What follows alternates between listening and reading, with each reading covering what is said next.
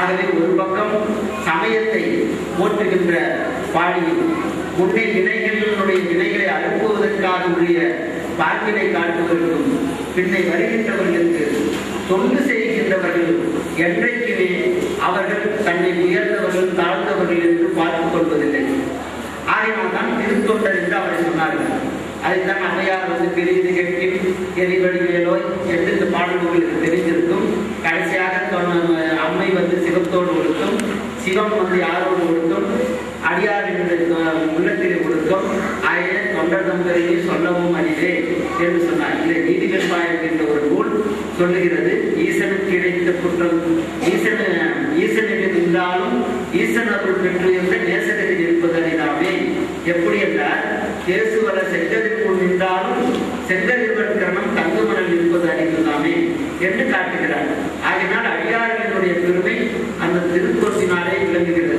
ஆனால் தான் மாதவ சிவஞான முனிவர் சொல்லுவார், அப்பர் பெருமானை சொல்லுகின்ற போது படையலா திருக்கரம் அப்படின்னு சொன்னார். படை அறாது என்றைக்கும் அவருடைய கையிலே இருக்கின்ற ஒரு ஆயுதமாக அந்த படை இருக்கிறதுனால் படையலா திருக்கரம் என்று அவரை காட்டினார். திருத்தொண்டு பரவுவாம் என்று ஞான சம்பந்தரை சொல்லிய செய்கிறார் பெருமான் முதல் வரியிலேயே இவரை சொல்லுகின்ற போது திருநாவும் அரசுவர திருக்குறளை நெறிவாழ வேண்டும் என்று இவர் இதை காட்டினார். ஆகவே இந்த தொண்டை உழவார பணியை இந்த கொட்டாரத்திலிருந்து இவர்கள் செய்கிறார்கள்.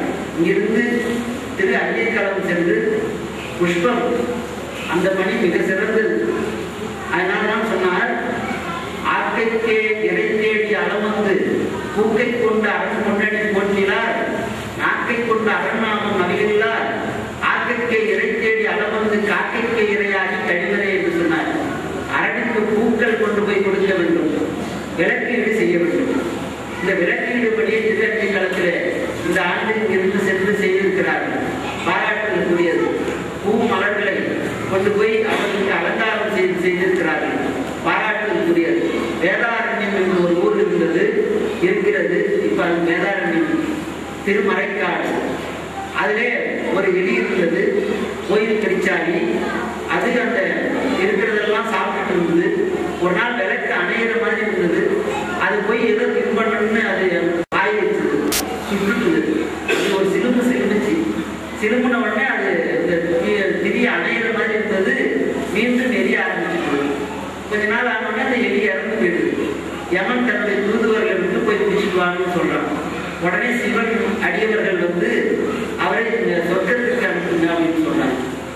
யார் கோயில்ல இவ்வளவு நாள சாப்பிட்டு கடைசியா இது தப்பு பண்ணிச்சு, அதுக்கு தண்டனை கொடுக்காம இருந்தா பின்னாடி வரவன்னா கோயில்ல சாப்பிடலாம்னு நினைப்பாங்களே, நீங்க இப்படி சுத்தி கொடுக்கலாமான்னு கேட்டாரு. இல்ல, அது அறிவில்லாமல்